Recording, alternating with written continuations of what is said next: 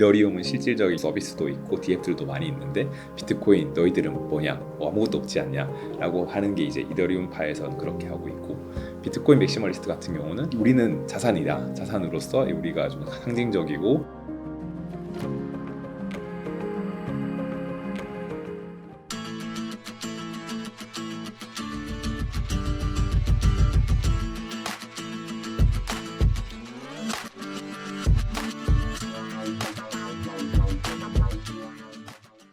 아마 비트코인 투자하시는 분들은 잘 아시겠지만은 이제 비트코인을 제외한 나머지 코인들은 전부 다 알트코인이라고 표현을 합니다. 사실 이더리움도 알트코인인데요. 이제 사실 저는 이제 비트코인은 조금은 더 그 자산에 가깝다라고 생각을 하고 있습니다. 이게 사실은 처음에는 그 비트코인이 이제 그 전자화폐 시스템으로 나온 것은 사실이나 이 전자화폐로 쓰이기보다는 이제 자산으로서 인정을 받은 하나의 상품으로 저는 생각을 하고 있고요. 반면에 이더리움 같은 경우는 이제 자산이라기보다는 실제 이제 플랫폼으로서의 기능을 더 많이 하고 있다고 생각을 해요. 실제 이제 유즈 케이스가 있고 이더리움을 통해서 이더리움을 기반으로 이제 뭐 이런 DF들이 뭐 계속 나오고 이거를 실질적으로 활용하면서 이제 가치를 만들어내는, 그래서 이제 블록체인을 활용한 새로운 신기술 또는 새로운 서비스 이런 거를 좀 도전하는 거를 이제 이더리움 플랫폼을 통해서 많이 한다라고 생각을 하신 있고요.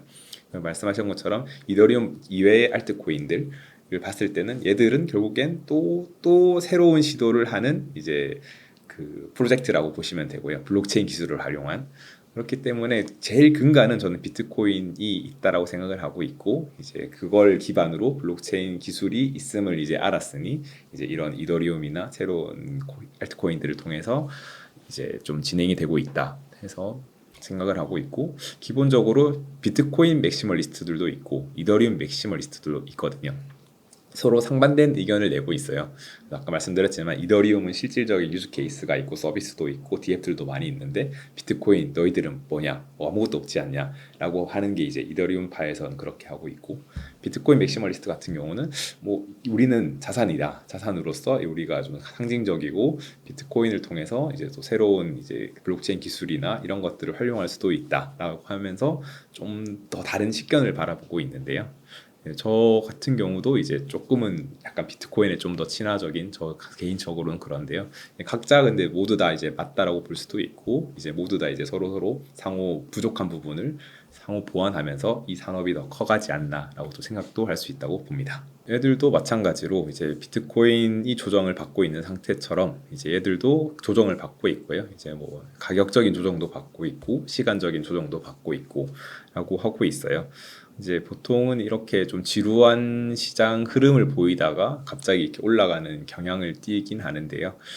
아마 이렇게 하면서 아마 지친 투자자들은 그냥 내리시겠죠. 이제 우리가 투자를 했지만은 뭐 적당한 수준에서 익절을 하거나 또는 적당한 수준에서 손절을 하거나 하면서 이제 시장에서 이탈할 수도 있다고 생각이 드는데, 저는 그래도 좀 더 이제 아직 비트코인 사이클이 이제 막 시작되었으니까 조금은 더 시간을 가지고 투자를 하는 게 좋다라고 생각을 하고요. 기본적으로 이제 비트코인 시장에 대한 좀 이해가 있으면 좀 더 편리할 것이다 생각이 드는데요. 비트코인이 뭐 예를 들어서 뭐 1%에서 3% 정도 움직인다, 뭐 위든 아래든 했을 때는 뭐 이더리움이나 솔라나 이런 메이저 코인들은 한 거기서 더 한 두세 배 정도는 더 왔다 갔다 많이 합니다. 한 4%에서 6% 정도 왔다 갔다 하고, 이와 반면에 이제 진짜 소형 뭐 시가총액이 뭐 1,000억 미만인 또는 뭐 5천억 미만인 애들은 좀 더 크게 움직여요. 그러니까 그 변동성이 더 크다고 볼 수 있겠죠. 그래서 사실 이나들은 변동성이 크지만 이제 수익성 측면에서도 클 수 있고 낮을 수도 있고 리스크가 결국에는 크다라는 것을 좀 이해하시면서 이제 보시면 될 것 같고, 그래서 뭐 일례로 비트코인이 뭐 기침하면은 알트코인은 몸살 난다, 약간 이런 이야기도 많이 있거든요. 이제 그런 흐름을 알고 약간 좀 투자를 하시면 좀 좋지 않나 생각합니다. 사실 아직까지는 이제 크게 영향은 없었다라고 저는 판단이 들고요. 이게 사실 미국에서 비트코인 현물 ETF 같은 경우는 되게 큰 영향을 끼치고 가격적인 측면도 많이 이끌어냈었는데요. 이제 홍콩 ETF 같은 경우가 지금 세 군데 회사에서 만든 ETF가 있어요. 보세라라는 곳과 AMC, 하베스트라는 곳이 있는데 각각 이제 비트코인 상품도 있고 이더리움 상품도 있어요. 여기도 마찬가지로 아까 전에 비트코인 현물 ETF를 관찰 추적하면서 정보를 제공하는 파사이드 인베스터라는 사이트에서 확인할 수 있습니다.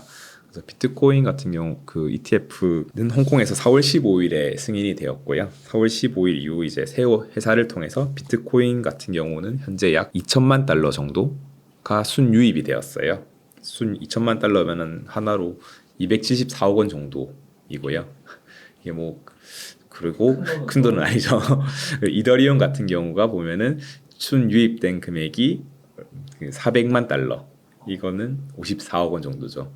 그래서 사실 크게 시가총액에 대비해서 봤을 때는 비트코인은 1,700조 원 중에 274억 원, 이더리움도 한 500, 600조 중에서 54억 원이면은 너무 적은 수치이다 보니까 이게 유의미한 시장 영향을 만들 수는 없었지 않았나라고 생각이 들고요. 하지만 그 홍콩이 뭐 이렇게 좀 빨리 했던 것도 어찌 보면 미국보다 빨리 하고 싶었다라는 이제 뭐 그런 이야기의 뉴스들도 많이 있어요. 이제 미국에서 비트코인으로 빨리 나오니까 홍콩은 원래 금융의 허브지 않습니까? 그러다 보니까 우리는 비트코인은 늦었지만은 이더리움이라도 빨리 낼게 하고 냈는데 이렇게 그렇다 할 영향력을 좀 못 이끌어냈고요. 그래서 저는 이더리움 ETF가 홍콩에서 이미 나왔지만은 앞으로 이제 미국에서 이더리움 ETF가 좀 어떻게 되고 실제로 나온다면은 그거의 좀 흐름이 어떨지 이제 그런 걸 좀 지켜보는 재미도 있을 것 같다 생각하고 있습니다. 그럴 가능성도 충분히 있고요. 근데 이제 저는 이제 ETF라는 상품 자체가 결국에는 지금 비트코인 ETF 같은 경우는 비트코인만 일단 사고 담고 있는 거지 않습니까? 또 이더리움 같은 경우는 또 이더리움만 담게 되는 ETF이고요. 근데 보통 그 아마 주식 ETF 같은 경우 좀 다르거든요. 예를 들어서 전지 ETF면은 전지와 관련된 기업들에 대한 투자를 하는 거고, 그다음에 뭐 바이오면 바이오에 대한 기업들이 이렇게 막 되어 있는데 신기하게도 이렇게 다 다중 상품이 아닌 단일 상품으로 비트코인, 그다음 이더리움 이렇게 있지 않습니까?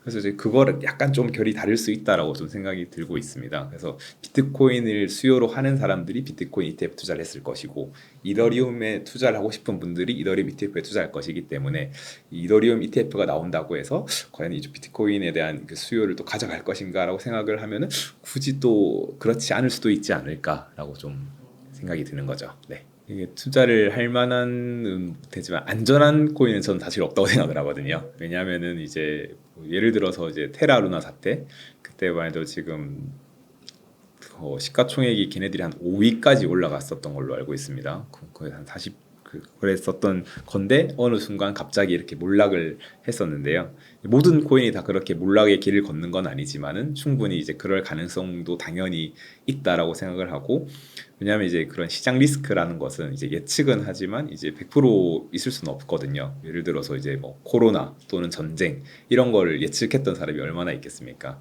그런 것처럼 이제 그런 안전한이라고 이제 좀 자신 있게 말씀드릴 만한 것은 되게 없다라고 좀 말씀을 드리고 사실 뭐 코인 종류를 좀 말씀드린다기보다는 코인의 그런 분류를 하는 체계가 있어요. 이게 뭐 이제 명확하게 세계에서 이렇게 하자라고 정리된 것은 아닌데요.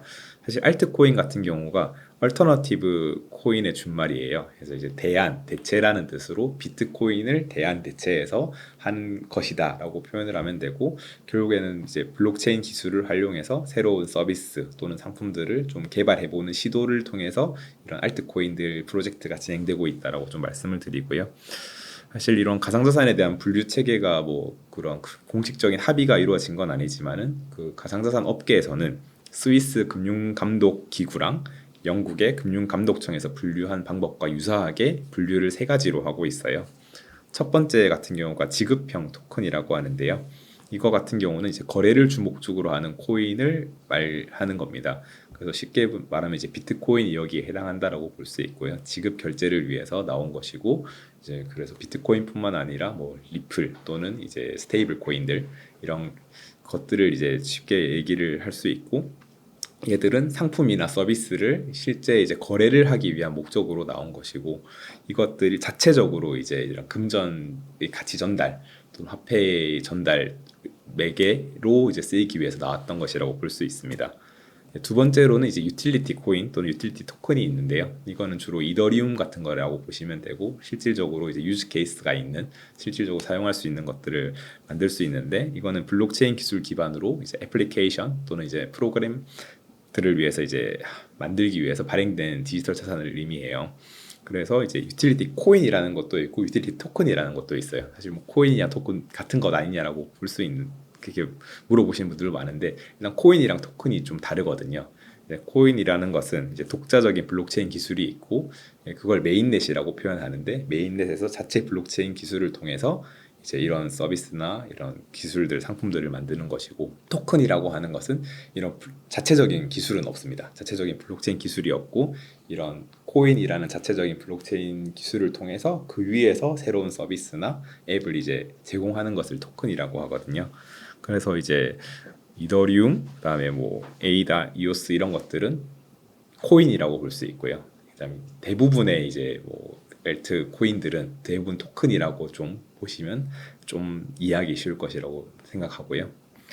세 번째로는 이제 분류를 하면 증권형 토큰이라는 것이 있습니다. 이게 그 부동산 또는 동산, 채권 등 해서 이제 실물 자산을 이제 블록체인과 연동해 가지고 이제 그 토큰화한 것이라고 말씀을 드리는데요. 한국에서는 작년 2월, 23년 2월에 이제 금융위원회에서 자본시장법 규율 내 증권형 토큰이라는 것을 이제 허용하기 위해서 이제 법안을 좀 이제 명하면서 토큰 증권이라고 명하기도 했었습니다. 그래서 이게 사실 뭐 증권형 토큰이라 불리기도 하고 뭐 STO라고도 하고 최근에 미국 같은 경우에서는 RWA라고도 불리기도 하거든요. 그래서 이제 실물 자산과 연동된 토큰들. 그래서 이제 이렇게 세 가지를 크게 유형별로 나눌 수 있고 이러한 분류하는 방법들을 좀 아시고 그리고 이 분류법뿐만 아니라 섹터라는 것도 있어요. 섹터 같은 경우도 이제 거래소에서도 섹터를 분류해 둔 채널이 있고 또는 이제 이런 각 사이트가 있는데 특히 코인리스트라는 사이트에서는 이제 이런 분류를 좀 잘 해놓았어요. 그래서 뭐 예를 들면은 뭐 DID 섹터 아니면 NFT 섹터, RWA 섹터, AI 섹터 또는 뭐 중국과 관련된 섹터 또는 밈코인과 관련된 섹터 이런 것들이 있으니까 그런 걸 한번 잘 살펴보시고 이제 내가 어떤 코인에 투자해야 되겠는지 이것들은 이제 스스로 좀 공부를 해보시면 좀 더 도움이 되지 않을까라고 생각합니다. 사실 그 확인이 되게 어렵죠. 사실 결국엔 뉴스를 통해서 잘 확인할 수밖에 없는데 이게 그 뉴스가 또 진실인지 아닌지도 확인하기 어렵고 그리고 만약 이런 뭐 뉴스가 떴다 했을 때 이게 이렇게까지 망할 것인가라고 또 의문을 가지는 경우도 되게 많을 거예요. 사실 테라 루나 사태도 주로 이제 한국인들이 많이 투자를 했기 때문에 뭐 되게 이런 뭔가 얘들이 이상하다라는 징후가 있었지만은 해외에서는 많이 뭐 그냥 매도해서 이제 그냥 적당히 이제 현금화를 했다면 한국 투자자들은 거의 그냥 계속 그냥 기다렸던 분들이 많으세요. 때문에 한국 거래소랑 해외 거래소 간 이제 김치 프리미엄도 엄청 크게 발생을 했고 제가 알기로 그때 당시에 어떤 분은 200만 원으로 김치 프리미엄 계속 이렇게 왔다 갔다 해가지고 그걸 거의 한 10억, 20억까지 만드신 분도 있는 것으로 들었거든요.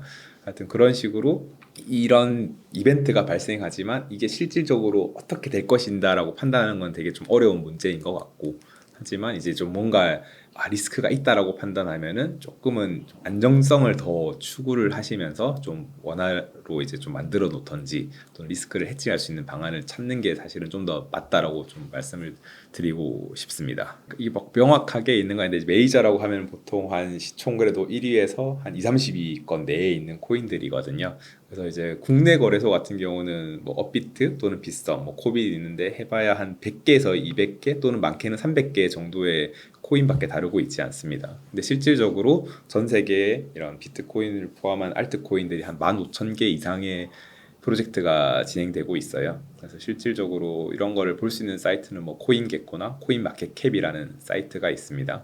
거기에 가서 이제 이런 그런 코인들이 어떤 게 있고 거기 가서도 이제 섹터가 어떻게 나눠지는지를 또 분류를 좀 해놨거든요. 이제 그런 거를 참고하시면서 이제 보시면 좀 공부하는 데 도움이 되지 않을까 싶습니다. 통은 이제 비트코인 사이클을 좀 공부하시면서 투자를 하면 좋은데요. 비트코인 사이클이라는 게 비트코인 반감기 이후의 사이클도 있지만 도미넌스라는 것이 있어요.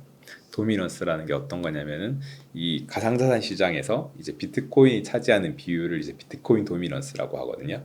이더리움이면 이더리움 도미넌스겠죠. 그래서 이제 전체 가상자산 시장이 100이라고 치면은 비트코인 같은 경우는 한 55% 정도 되고 지금 이더리움 같은 경우 한 15, 16% 돼서 둘이 합치면 70% 됩니다.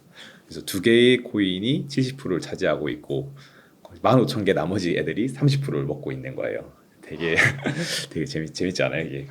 예, 엄청나게 그렇게 해서 그래서 역사적으로 봤을 때는 보통 비트코인이 반감기 당시 이제 고점을 찍고 도미넌스도 많이 올라갑니다. 도미넌스도 뭐 한 적게는 60%, 많게는 8, 90%까지 올라갔다가 이제 그 당시에 이제 고점을 찍고 이제 도미넌스가 이제 떨어지는 시기가 있어요. 도미넌스가 내려가면서 이제 알트코인들의 가격이 이렇게 올라가는 시기가 있거든요. 근데 그 시기가 이제 길지는 않습니다. 한 3개월에서 4개월 정도. 네, 그 시기가 사실은 알트코인에 투자하기 되게 좋은 시기다라고 말씀을 드리고 이번 사이클에서는 아직까지는 오지 않았고요. 이제 비트코인이 이제 전 사이클 고점은 넘었지만은 아직까지 뭐 생각하고 있는 고점까지는 안 왔고 지금 도미넌스도 한 55% 정도이거든요. 그래서 저는 뭐 개인적으로는 한 60에서 65%까지는 올라갈 수도 있다라고 생각을 하고 있고 대신에 이제 과거에는 가상자산 알트코인들이 그렇게 많지는 않았어요. 근데 지금은 엄청 많아서 15,000개가량 되기 때문에 비트코인이 그때만큼의 이런 도미넌스 확보는 많이 못할 수도 있다라는 것을 좀 염두에 두시면서 이제 좀 투자를 해야 되지 않을까 생각을 하고 아직 그래서 이번 사이클에는 아직 그 시기는 오지 않았고 저도 이제 그 사이클을 좀 기다리고 있다라고 좀 말씀을 드립니다. 네. 일단은 뭐 사실 2024년이 되게 가상자산 시장에서는 좀 큰 한 해일 것 같아요. 1월에는 뭐 비트코인 현물 ETF가 승인이 되었고 4월에는 반감기가 있었고 또 6월에는 미카 법안도 있을 것이고 그리고 이제 경제 전반적인 매크로 경제 측면에서도 이제 금리 인하 시기에 들어가는 시기가 될 것이고 미 대선도 있고요. 되게 이벤트가 많은 시기인데 이거는 어찌 보면은 또 이런 제도화 측면의 초석을 계속 하고 있는 과정 중에 하나라고 좀 생각이 들거든요. 그렇기 때문에 이제 뭐 너무 단기적인 가격에만 일희일비하시면 너무 스트레스를 많이 받으시니까 조금은 약간 편안히 두고 이제 사랑하는 가족들, 친구들과 좀 좋은 시간을 많이 가지면서 투자는 좀 천천히 느긋하게 중장기 사이클을 바라보시면서 투자를 하시면 좋을 것 같고 말씀드렸지만 이제 스스로 공부를 하고 하는 것이 가장 중요합니다. 뭐 저도 지금 이렇게 뭐 말씀을 드리지만은 이제 저희의 의견들 그리고 뭐 다른 분들 전문가 또는 친구들 의견은 의견으로 들으시고 스스로 이러한 내가 이런 투자를 하는데 합리적으로 의사 판단할 수 있는 스스로의 전략을 만드시는 게 가장 좋지 않을까 생각을 합니다.